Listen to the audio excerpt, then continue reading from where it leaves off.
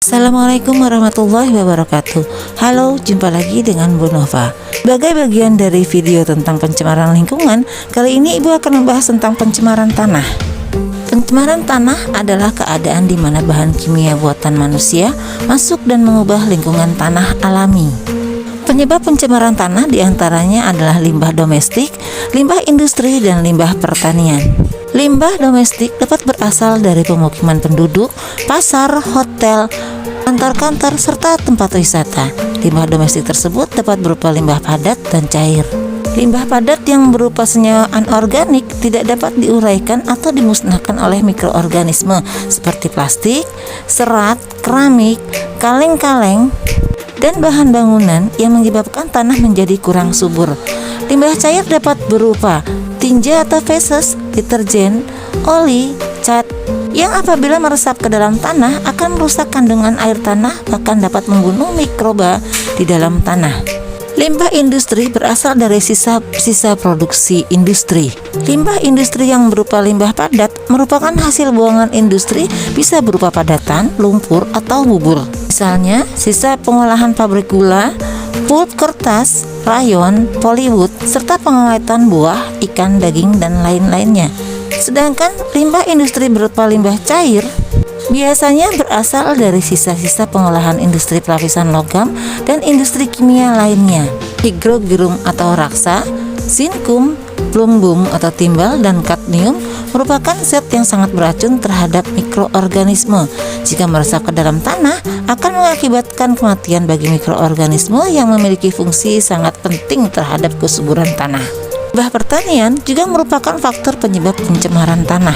Hal ini disebabkan karena banyak petani yang menggunakan pupuk sintetik melebihi ketentuan. Penggunaan pupuk yang terus-menerus dalam pertanian akan merusak struktur tanah. Akibatnya kesuburan tanah berkurang dan tidak dapat ditanami jenis tanaman tertentu karena hara tanah semakin berkurang. Penggunaan pestisida bukan saja mematikan hama tanaman, tapi juga mikroorganisme yang berguna di dalam tanah. Padahal kesuburan tanah tergantung pada jumlah organisme di dalamnya.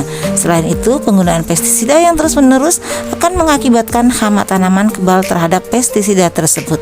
Pencemaran tanah memiliki dampak yang berbahaya bagi makhluk hidup, mulai dari segi kesehatan hingga lingkungan. Toksin atau racun yang dilepaskan oleh polutan di tanah dapat berinteraksi dengan ekosistem, baik secara langsung maupun tidak langsung. Contohnya, polutan tanah yang mencemari air kemudian mempengaruhi ekosistem perairan. Pencemaran tanah dapat menimbulkan berbagai macam masalah kesehatan pada manusia. Kebanyakan polutan tanah mengandung zat karsinogenik yang dapat menyebabkan kanker seperti logam berat, dan juga menimbulkan kerusakan organ, contohnya kerusakan ginjal yang disebabkan oleh merkuri atau Hg. Bioakumulasi dapat terjadi apabila manusia memakan daging atau sayur yang telah terpapar polutan tanah.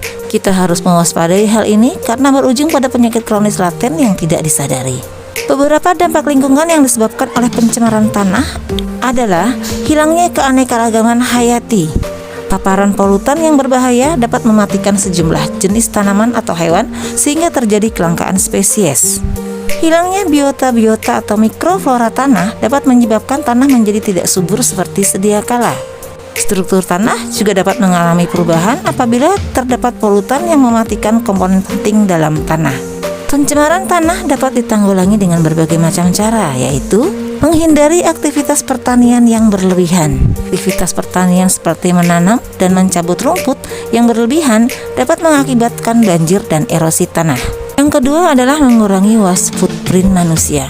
Waste footprint yang kita hasilkan dapat berupa sampah plastik, materi yang sulit terurai, kotoran, dan sebagainya.